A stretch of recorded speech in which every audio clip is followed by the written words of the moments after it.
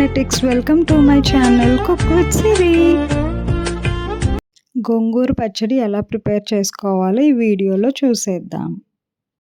First ఒక 5 గోంగూర కట్టల్ని తీసుకొని ఆ లీవ్స్ తీసేసి వాటర్లో వేసుకొని బాగా క్లీన్ చేసుకోవాలి. వాష్ చేసుకున్న గోంగూరని ఒక కుక్కర్లో యాడ్ చేసుకొని 4 పచ్చిమిరపకాయలు వేసుకొని మూత పెట్టేసి ఒక విజిల్ వచ్చిన దాకా కుక్ చేసుకోవాలి. ఇలా కుక్ అయిపోయిన గోంగూరని ఒక గరిటెతో కానీ పప్పు గుత్తి ఉంటుంది కదా దాంతో కానీ బాగా స్మాష్ చేసుకోవాలి. ఇప్పుడు గోంగూర తాలింపు పెట్టుకోవడానికి ఒక ఉల్లిపాయని ముక్కలుగా కట్ చేసుకొని కొన్ని ఎండుమిరపకాయలు కొన్ని వెల్లుల్లిపాయలు తీసుకోవాలి. ఇప్పుడు స్టవ్ ఆన్ చేసి కడాయి పెట్టి 2 స్పూన్స్ ఆయిల్ యాడ్ చేసుకుంటాము. పులుపు ఏవైనా చేసేటప్పుడు అల్యూమినియం నాన్ స్టిక్ కన్నా స్టీల్ వాటిలో కుక్ చేసుకుంటే హెల్త్కి మంచిది. ఎందుకంటే అల్యూమినియంలో కుక్ చేసినవి పులుపుకి అంత మంచిది కాదు హెల్త్కి. సో అందుకే నేను స్టీల్వే వాడుతున్నాను. ఇప్పుడు ఆయిల్ హీట్ ఎక్కిన తర్వాత కొన్ని ఆవాలు యాడ్ చేసుకుంటాము.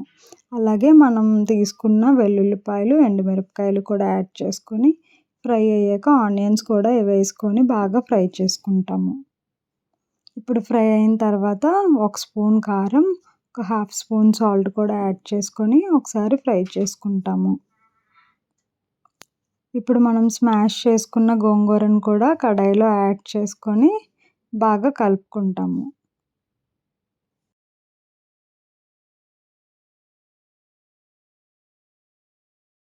ఇది కుక్ అవ్వటానికి ఒక 1/2 కప్ వాటర్ యాడ్ చేసుకుంటాము. కొంచెం కుక్ అయిన తర్వాత ఈ స్టేజ్లో మనం ఉప్పు కారం సరిపోకపోతే చెక్ చేసుకొని యాడ్ చేసుకోవచ్చు. ఎందుకంటే ఉప్పు కారం ఒక్కొక్కరం ఎక్కువ తింటాం, ఒక్కొక్కరం తక్కువ తింటాము బీపీ వాటి వల్ల. సో ఈ స్టేజ్లో మనం చెక్ చేసుకొని ఉప్పు కారం మనకు తగినంతగా యాడ్ చేసుకోవచ్చు. అలాగా మధ్య మధ్యలో ఒక్కొక్కసారి మూత తీసి కలుపుకుంటూ ఉండాలి, అది దగ్గరికి అయ్యేంత వరకు.